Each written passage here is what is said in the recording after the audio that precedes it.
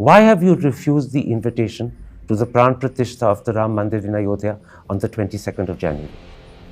देखिए, हमने किसी आमंत्रण को रिफ्यूज नहीं किया। सच बात यह है कि हमें आमंत्रित ही नहीं किया गया।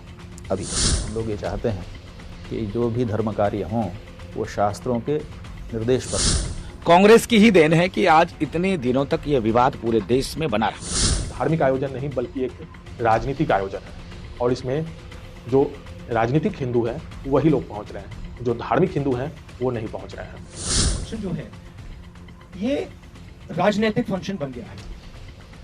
हिंदू धर्म के जो हमारे लीडर्स हैं, जो अथॉरिटीज हैं, उन्होंने कहा है कि वो नहीं जा पाएंगे क्योंकि ये राजनीतिक फंक्शन बन गया है। समय में लोकसभा का चुनाव है तो भाजपा भी पूरी तरह से राम मंदिर के कार्यक्रम को अपने खेमे में लेना चाहती है। भाजपा ये कह रही है कि कांग्रेस ने कितने सालों तक राज किया लेकिन वो रामलला को विराजमान नहीं करना। नमस्कार, मेरा नाम है शुभम और आप देखना शुरू कर चुके हैं कोसी मिरर बिहार का डिजिटल प्लेटफॉर्म। 22 जनवरी को अयोध्या में राम मंदिर प्राण प्रतिष्ठा का भव्य कार्यक्रम आयोजित होना है, लेकिन उससे पहले देश में जम करके इस मुद्दे पे सियासत भी हो रही है। अलग अलग लोगों के अलग अलग मत है। कई लोगों का कहना है कि भाजपा इस आयोजन को राजनीतिक आयोजन की तरह इस्तेमाल कर रही है, तो वहीं कई लोगों का कहना है कि यह कोई राजनीतिक नहीं बल्कि एक धार्मिक और आस्था का विषय है। देश की सबसे बड़ी विपक्ष की पार्टी कांग्रेस ने इस आयोजन में आने से इनकार कर दिया है, लेकिन सबसे ज्यादा चर्चा चार शंकराचार्य के न आने की है, यानी कि चार शंकराचार्य ने इस आयोजन में आने से इनकार कर दिया है। हाल फिलहाल एक मीडिया में इंटरव्यू भी एक शंकराचार्य ने दिया। द वायर में उनके इंटरव्यू को रिलीज किया गया, जिसके बाद राम मंदिर प्राण प्रतिष्ठा में शंकराचार्य के न आने की खबर तूल पकड़ती जा रही है। सबसे पहले इस वीडियो में समझेंगे कि आखिर ये चार शंकराचार्य कौन हैं और न आने की क्या-क्या वजह इन्होंने सामने रखी है। सबसे पहले आपको बता दें कि सनातन परंपरा और हिंदू धर्म में प्रचार प्रसार के लिए शंकराचार्य की भूमिका, आदि शंकराचार्य की भूमिका महत्वपूर्ण मानी जाती है। इसी को ध्यान में रख करके देश के चारों कोने में चार शंकराचार्य मठ स्थापित किए गए हैं। सबसे पहले ओडिशा के पुरी में गोवर्धन मठ, जिसके शंकराचार्य निश्चलानंद सरस्वती हैं।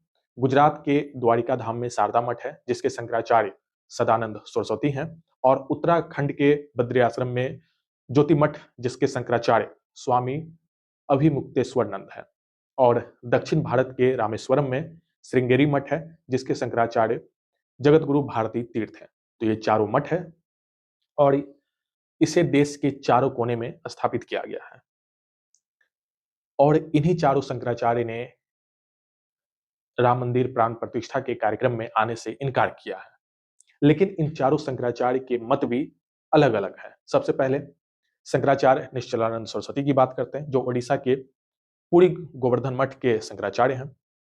इनका कहना है कि जब उस कार्यक्रम में पीएम मोदी ही गर्भगृह में स्पर्श करेंगे और प्राण प्रतिष्ठा में पीएम मोदी हिस्सा लेंगे, तो वो फिर वहां क्या ताली बजाने के लिए जाएंगे और उसके बाद मोदी सबको नमस्कार कहकर वहां से निकल जाएंगे, तो फिर वहां जाने का मतलब क्या है? क्यों नहीं जा रहे हैं? अब मोदी जी लोकार्पण करेंगे, मूर्ति का स्पर्श करेंगे और मैं वहाँ ताली बजा के जय जय करूँगा क्या? मुझे स्टेज नहीं चाहिए, लेकिन थोड़ा आप विचार कीजिए, धर्माचार्य वहाँ क्या रीजन? जो माने योगी भी हो गए मोदी जी, योगासन भी सिखाते हैं, धार्मिक क्षेत्र में भी हस्तक्षेप कर ही रहे हैं, वहाँ जाके शंकराचार्य ताली बजाएंगे, वो अधिक से अधिक यूँ कर लेंगे और क्या करेंगे? मुझे अपने पद की गरिमा का ध्यान है। यानी अगर कुल मिलाकर देखें तो निश्चलानंद सरस्वती का यह कहना है कि जब वहां पे सारा काम पीएम मोदी ही करेंगे, गर्भगृह में जो प्राण प्रतिष्ठा का कार्यक्रम होगा उसमें पीएम मोदी के नाम को आगे रखा गया है, तो फिर ऐसे में वहां हम लोगों के जाने का कोई औचित्य नहीं बनता है। वहीं दूसरे जो शंकराचार्य हैं, गुजरात के द्वारिका धाम में जो शारदा मठ है, उनके जो शंकराचार्य हैं सदानंद सरस्वती, इन्होंने एक पत्र जारी करके कहा कि जो खबरें मीडिया में चलाई जा रही हैं कि हम लोगों ने इसका विरोध किया है, खास करके उन्होंने उस पत्र में जिक्र किया कि सारी खबर फर्जी है। 500 सालों के बाद ऐसी स्थिति आई है कि रामलला विराजमान हो रहे हैं, तो ऐसे में यह हर्ष का विषय है और इसका कहीं से भी हम लोग विरोध नहीं करते हैं। बल्कि जितने भी हिंदू सभ्यता को मानने वाले लोग हैं, आस्तिक लोग हैं वो सभी उस कार्यक्रम में पहुंचे और इस कार्यक्रम का हिस्सा बने, लेकिन वो किसी कारण से इस कार्यक्रम का हिस्सा नहीं बन पाएंगे।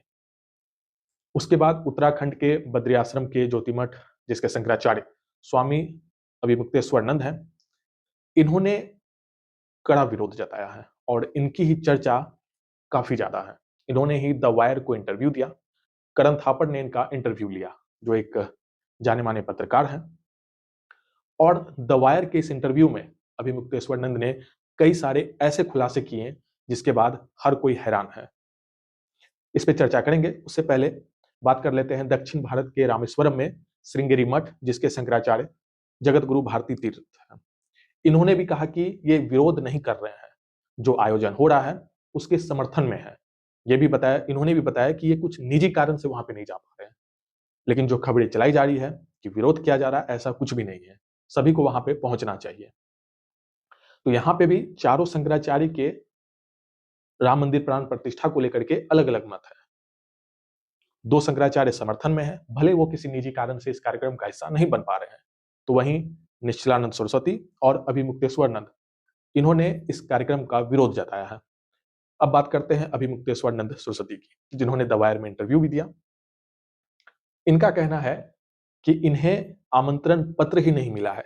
जब करण थापड़ ने पूछा कि आप जाने से इनकार क्यों कर रहे हैं, इस आमंत्रण को आप क्यों अस्वीकार कर रहे हैं, तब उस पे अभिमुक्तेश्वरानंद ने कहा कि हमें तो आमंत्रण ही नहीं दिया गया है। अब इसके पीछे क्या वजह है, यह तो मंदिर के ट्रस्ट ही बता पाएगी, जो यह निमंत्रण सबको भेज रही है। उसके अलावा अभिमुक्तेश्वरानंद ने कहा कि अगर यह आमंत्रण मिला भी होता तो मैं इस कार्यक्रम का हिस्सा नहीं होता।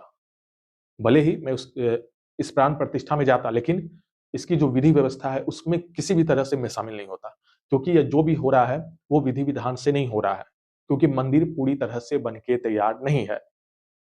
उसके बावजूद भी वहां पे प्राण प्रतिष्ठा का कार्यक्रम किया जा रहा है। ये एक धार्मिक आयोजन नहीं बल्कि एक राजनीतिक आयोजन है, और इसमें जो राजनीतिक हिंदू हैं वही लोग पहुंच रहे हैं, जो धार्मिक हिंदू हैं वो नहीं पहुंच रहे हैं। और इस कार्यक्रम को राजनीतिक कार्यक्रम की तरह ही इस्तेमाल किया जा रहा है, क्योंकि जो विधि विधान है उसके अनुसार जब तक मंदिर पूर्ण रूप से नहीं बनता है तब तक वहां गर्भगृह में इस तरह से प्राण प्रतिष्ठा नहीं होती है। उसके अलावा जो तारीख चुनी गई है वो भी कोई शुभ दिन नहीं है, लेकिन सरकार इस तरह से कर रही है। अभिमुक्तेश्वरानंद ने कई सारे खुलासे किए इस इंटरव्यू में, और यह इंटरव्यू सोशल मीडिया पे वायरल हो गया। शंकराचार्य स्वामी अभिमुक्तेश्वरानंद का जब यह इंटरव्यू सोशल मीडिया पे वायरल हुआ, तब लोगों के जहन में सबसे बड़ा सवाल यह था कि क्या अभिमुक्तेश्वरानंद ने जो कहा है कि एक निर्माणाधीन मंदिर में प्राण प्रतिष्ठा का कार्यक्रम कैसे हो सकता है, इस सवाल का जवाब लोगों ने खोजना शुरू किया। तो सबसे पहला उदाहरण आया सोमनाथ मंदिर का। आजादी के बाद 1950 में सोमनाथ मंदिर के भूमि पूजन का आयोजन किया गया। यह वही सोमनाथ मंदिर था जिसे 17 बार नष्ट किया गया था। उसके बाद 1951 में उस वक्त के तत्कालीन राष्ट्रपति डॉक्टर राजेंद्र प्रसाद के द्वारा प्राण प्रतिष्ठा का कार्यक्रम किया गया। उस वक्त मंदिर का प्रारूप ऐसा था। फिर 1956 में मंदिर का प्रारूप ऐसा बना, यानी कि 1956 में सोमनाथ मंदिर के सिरे पे कलश को स्थापित किया गया, यानी कि जिस वक्त प्राण प्रतिष्ठा का आयोजन किया गया था उस वक्त मंदिर पूर्ण रूप से तैयार नहीं था। फिर 1956 में उसे और भी उस मंदिर का विस्तार किया गया। और इस तरह से जो है, अगर मंदिर को लेकर के देखें तो ऐसा प्राय ऐसा देखने मिलता है कि जिस ढंग से पैसा आता है फंड में, उस हिसाब से मंदिर का निर्माण किया जाता है। और यही गुप्त काल की भी अगर चर्चा करें तो इतिहास में, तो गुप्त काल में भी ऐसा ही था कि जो भी शासक साम्राज्य जिसका होता था वो चाहता था कि उसके साम्राज्य में मंदिर जो है और विशाल दिखे, तो वो चीजें जो है बदलती रहती थी। कभी एक तल्ला बना किसी मंदिर का, फिर 2 तल्ला बना, तो इस तरह से चीजें बनती रहती थी। तो ऐसा नहीं है कि उस वक्त जो है पूजा पाठ रोक दिया जाता था, ऐसी चीजें इतिहास में भी होती आ रही थी। तो लोगों ने यहां से फिर चीजों को कलेक्ट किया कि उस वक्त भी ऐसा हुआ, और लगातार इस तरह की चीजें हो रही हैं। ऐसा कुछ फिक्स नहीं है कि राम मंदिर पूर्ण रूप से एक वक्त बन जाएगा फिर उसके बाद उसमें कुछ नहीं बनेगा, चीजें बनती रहती हैं। लेकिन आपको बता दें कि राम मंदिर में अभी प्रथम तल्ला और गर्भगृह बना है। अभी भी राम मंदिर का जो निर्माणाधीन काम है वो चल रहा है, मंदिर पूर्ण रूप से नहीं बना है। लेकिन 22 जनवरी को अयोध्या में होने वाले राम मंदिर प्राण प्रतिष्ठा कार्यक्रम को लेकर के सभी के अलग अलग मत हैं। 4 शंकराचार्य में 2 शंकराचार्य इस आयोजन के समर्थन में हैं, तो वहीं 2 शंकराचार्य इसका विरोध कर रहे हैं कि यह विधि विधान से नहीं हो रहा है। जबकि अगर राजनीतिक तौर पे देखें तो कांग्रेस इसका विरोध कर रही है कि भाजपा जो है कहीं न कहीं चुनाव को देखते हुए इस तरह की चीजें कर रही हैं। आनन-फानन में भाजपा सिर्फ चुनाव के लिए ऐसा कर रही है, क्योंकि आगामी समय में लोकसभा का चुनाव है, तो वहीं भाजपा भी पूरी तरह से राम मंदिर के कार्यक्रम को अपने खेमे में लेना चाहती है। भाजपा ये कह रही है कि कांग्रेस ने इतने सालों तक राज किया, लेकिन वो रामलला को विराजमान नहीं कर पाए। तो अब राम मंदिर पे जम करके सियासत हो रही है। अब देखना होगा कि इस कार्यक्रम में कौन-कौन से लोग पहुँचते हैं और कौन-कौन से लोग इस कार्यक्रम को अस्वीकार करते हैं। वहीं दूसरी तरफ भाजपा भी इस कार्यक्रम को कहीं न कहीं अपने खेमे में इसलिए लेना चाहती है, क्योंकि जितना यह धार्मिक लड़ाई के तौर पे नहीं लड़ा गया, इस राम मंदिर को लेकर के, जितना शंकराचार्य ने भी इस राम मंदिर को लेकर के लड़ाई नहीं लड़ी, उससे ज़्यादा कहीं न कहीं यह राजनीतिक लड़ाई थी कि राम मंदिर को बनाना है। और उसी तरह से भाजपा ने यह राजनीतिक लड़ाई लड़ी और भाजपा के कार्यकाल में ही यह आयोजन किया जा रहा है, तो भाजपा कहीं न कहीं इसे अपने खेमे में पूरी तरह से लेना चाहती है और आगामी समय में चुनाव है। ऐसे में देखना होगा कि क्या इसका इस्तेमाल चुनावी मुद्दे के लिए किया जाता है, ये तो आने वाले समय में पता चलेगा। आपकी क्या राय है? वीडियो के कमेंट बॉक्स में ज़रूर लिखें। अगर आप इस पूरी खबर को यूट्यूब पे देख रहे हैं, तो चैनल को सब्सक्राइब कर लें। अगर आप फेसबुक पेज पे देख रहे हैं, तो हमारे पेज को फॉलो करें। वीडियो देखने के लिए धन्यवाद।